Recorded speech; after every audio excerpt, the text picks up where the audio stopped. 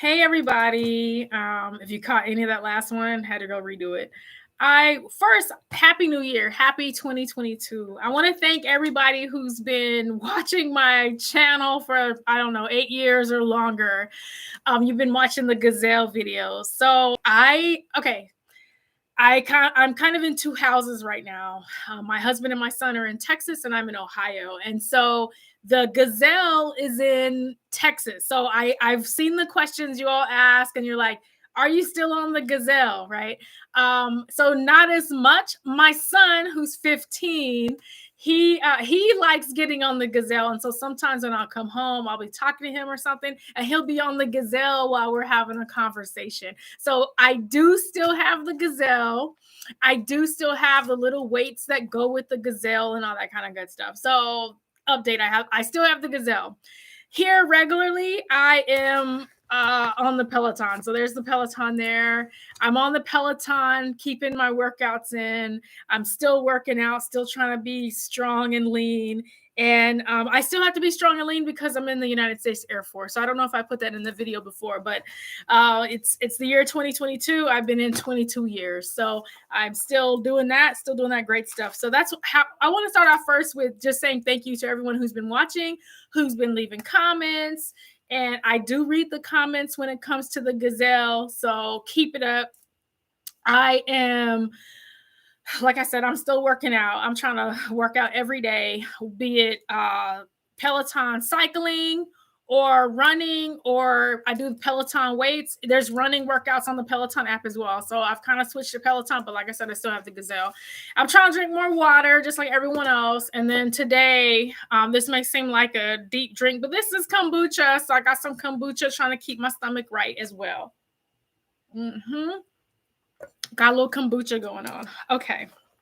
So some other things that really came out of 2021 that I want to talk about in this video is in 2021, I learned a lot about numerology and astrology and all those other things, and really started to create a daily ritual, is what you could call it, of something that kept me going. I've posted about it on my Facebook page, and the daily ritual goes something like, I wake up, I say thanks or whatever I need to do right there and do my business. And I'll get dressed, I'll leave off my shoes. And then one of the first things I'll do is I'll get to my altar and I'll pray, I'll meditate. That's one of the first things that I do to keep me right. After that, I go through and I look at, and I say, today is, I'm really big on staying present. So I'm like, today is whatever today is. I go through my numbers of the day. And then I go through the astrological aspects of the day. So it's not like the Cosmo or nothing like that. It's not like a magazine. It's like, these are actually what's happening today. Today is one of those days, right? So I decided that I'm going to actually kind of do some of that on here with you all. And just kind of go through it. So if you're looking at something for Mercury Retrograde or any of that kind of stuff, then I am going to talk about some of that here. But I am doing it more in the natural way of, hey, this is what's happening today in the sky and in the world for everybody. So one of the ways that I start off, like I said, I normally would start off with today is, and I write that in my journal. I have my journal in my lap. I write that in my journal, today is. So in my journal, it says today is January 14th, 2022. And then I do the numbers of that, which is 1 plus 14 plus 2022. I actually go across. I could do it both ways, but I go across. And so my way to go across with that is 2 plus 2 plus 2 is 6, plus 4 is 10, plus 1 is 11, plus another 1 is 12. So 12. 1 plus 2 equals 3. So everyone is in a universal day of 3.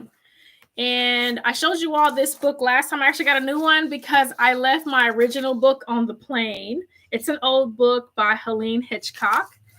It's written in the 70s. And so for Universal Day of 3, the key words for Universal Day of 3 are self-expression is the keynote, a sociable day, good for entertainment, a good day to visit beauty parlors, theater, or the dance hall. Now, this book is from the 70s. So she says things in the 70s way. The way I think about that is, it's a good day to be out and about, right? And so, for example, so today I went to one of my favorite restaurants for breakfast. And I enjoyed talking to the people there, eating food, all that kind of good stuff. Then I also went to a few of my favorite stores that are in this downtown area. It's called Yellow Springs, Ohio. And so in the downtown area of Yellow Springs, I love a restaurant called Sunrise Cafe. I'll go ahead and call them out, Sunrise Cafe. And I like going to, there's a store there called House of Ravenwood. And I love this store because they have crystals and stones, and I love rocks. And when I say I love rocks, I visit caverns.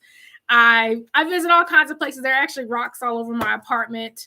I got some agates up here. There's one hanging there. There's some more over there. So I like rocks. And so that's one of the things that I like. And there's a store that I like to do and go in there for rocks. So I believe everyone should have something that they love to do and go do it, right? And so, like I said, that's one of the things that I love to do. So like I said, it said visit beauty parlors, theater, and dance hall. That could be whatever that is to you. I also went and took my car for servicing today and was talking to the service people. But it's a sociable good day, whatever that means for you.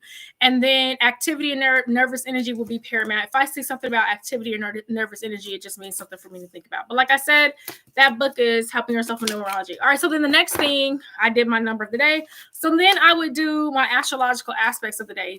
This is the book that I like to use, the Wee Moon 2022. So it goes through each day. Each day it'll say, like today's the 14th, and it'll go through each aspect of the day. And so one of the biggest aspects of today, for example, is it says it is show the symbols, which is Mercury retrograde. So the symbol looks like, so it's hard to see that. Sorry, y'all, but it's this. That's the symbol. Hard to see. There we go. So Mercury retrograde. So I do want to talk about that. It's not super deep. I started taking astrology classes to learn more about Western astrology. I've also have a few books on Eastern Vedic astrology. So I've been learning those things. Those are just things that in my own free time, I like to learn. And so when it comes to astrology, when you're doing it this way anyway, the astrological aspects are in an ephemeris. This is what an ephemeris looks like. And so for today, it'll tell me the ephemeris is broke down by each month. And so then it'll tell me where Mercury is today and what sign it's in. And that's important. So I'm going to concentrate on just Mercury. So Mercury is in Aquarius and just went in retrograde. So Mercury, Aquarius, retrograde. This book even talks you through, okay, I just said Mercury, Aquarius, retrograde. All right, so some of the key terms that go with Mercury that I write in my journal are Mercury is communication, travel, and thought. It's more than that, and I'll go deeper into it, but the simplest way is communication, travel, and thought. Aquarius is community, ingenuity, collaboration, idealism. It's time to honor the philosophy of love and the power of community. So love and community. So when I think about that, especially since Mercury is all about communication, travel, and thought, one way to think about retrogrades is it could be an internal review of those areas. So Mercury, Aquarius, retrograde. So what does your love inside and out look like? How does your community look inside and out? And what things would you change about community? Those are just some of the questions that I would ask myself, even in my own journal. So now I'm going to go deeper into what my journal talks about. And then there's also another aspect. So if you're into the aspects, there are two retrogrades right now at one time, Mercury retrograde and Venus retrograde. Venus is all about love, beauty. It could be about making money. Sometimes it be all those kinds of things. Retrograde when I think of retrograde, kind of like I said before, it could be internal. So turning that, it could be self-love. It could be, what does that mean to love yourself? I've been doing something where I paint sometimes, and I'm painting, what does it mean for me to be a friend? And I was blocked at first, but I was saying, but the first thing I need to look at is, how am I a friend to myself?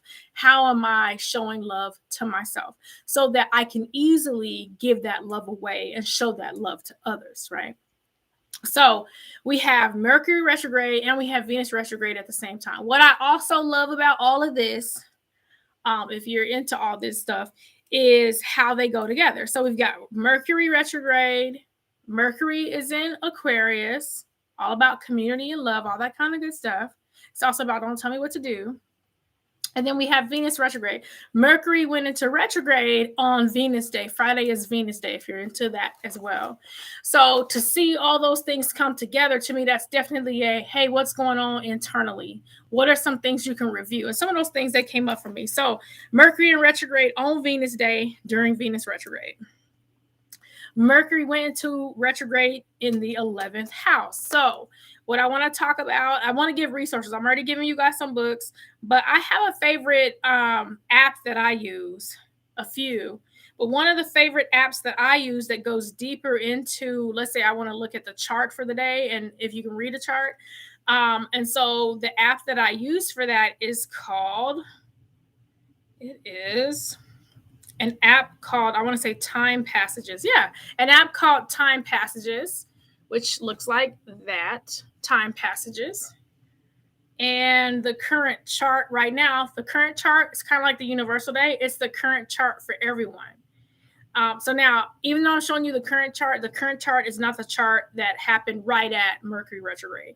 But this is just an example. Like, it will show you all the chart. I know that's hard to see, but it'll give you the chart of the day, and you'll be able to read. You'll be able to read more of what the chart says, right? So that's something to think about if you're into this. It also goes into the planets. So it'll say the different planets and where they are if you don't feel like looking them up, or if you can't read the ephemeris yet. And also go into the aspects. So the aspects are how the planets are looking from each other. So it'll go into those. You can also learn how to read those. So like I said, I'm a student of astrology now. In fact, I'm going to have to write down all the shout outs I'm going to give. But I am in an Astrology 101 course. And that course is taught by, oh my gosh, he has a podcast called Astrology Fun. So if you look for the Astrology Fun podcast and the Astrology Fun website, then you'll see that he has a course called Astrology 101. That course uses a book. So the book that course uses is, I have that book here. This book is by one of the greats. She has, I want to say she died last year, I think, in 2021. Her name is Judy Hall. And she is the author of the book that we're using for this class. So let me get you this. And I'm going to actually use this book a few times. But so the Astrology Bible, that is one of the books. So like I said, I've given a few books if you're interested in learning this stuff. And like I said, it's more than what you're learning in the magazine. So let me go back to it. So like I said, Mercury retrograde, Venus retrograde. Venus is in Capricorn, Mercury is in Aquarius. I'm not going to go deep into Venus retrograde at all. I'm going to talk about Mercury retrograde in Aquarius, and it went retrograde in the 11th house at 10 degrees. All those are important if you're going to dive deeper into all these things. So some of the keywords. So these keywords come out of Judy Hall's book. So some of the keywords for the 11th house include group activities, society, friends, hope, wishes, aspirations, social consciousness. If you heard me earlier talk about Aquarius, that's also community. So we had Mercury go retrograde in the area of community, in the house of community. So like I said, it's a good time then to look at, okay, what does community mean to me? Who is my community? And that's going to be something that's going to be a different answer for everyone. In fact, I'm going to talk about that, right? because I was talking to my husband about this today, and I was saying that each of us has a different definition of community. It doesn't mean that it's right or wrong. And each of us has a different responsibility to our community. If you are responsible and have responsibility, then you are able to, you have the ability to respond, right? That I didn't come up with that. That comes from Tania Gabrielle, one of my favorite astronumerologists. And so you have the ability to respond. You're going to respond appropriately. So recently, one of my really, really close friends, I'm not going to say her name. So we had an event, and we both attended it. And we're still in the time of COVID, right? And so there always, every time you go someplace, there's a concern, right? That there's COVID or any of these other things. There's a concern. And so shortly after the event, like a few days, a week, I found out that someone close at the event had been positive, right? And so then it became, oh, but wait, I didn't know. All these other things went into, hey, I didn't know about that. And now I have to think about my community. Just like the people there, everyone has to think about the community. But this goes into everyone's community is different. Where one person, they're not leaving the house. So their community is just their family and whoever they're talking to virtually, right? So their calculus on, okay, who should I tell if I'm feeling sick or having something? Who should I tell? Okay, everyone's right here. I'm not going outside. We're not doing any of those things. Okay, that is a different calculus from, okay, well, this person, their community is outside and they have to go and be with their community. They have training, they have whatever it is, they have to go be with their community. And so the calculus is different for that community. The ability to respond, to deal with COVID or anything else, the responsibility is different based on who you are and what you are in your community. It's not bad, it's not good, it's just different, right? And so as you define your community, then you're able to have the ability to respond appropriately. So let's just take the thing that we're talking about with COVID that everyone's dealing with, right? So if you're one of the people that you stayed home or you worked virtually, your community is virtually, or your community is your family that's in your house, right? So then you all know that, okay, maybe it happened at the grocery store, something like that. You all ran errands. There's not really anyone to tell, right? No one to tell. Y'all take care of it inside. People check on you virtually, all that kind of good stuff. But if you go visit someone who's been inside the whole time, yet you have a community, because you have to work outside the home, you have to go see people, you have to go take work trips or these other things, then you have a different responsibility. Your responsibility becomes, okay, that community is the people in that office.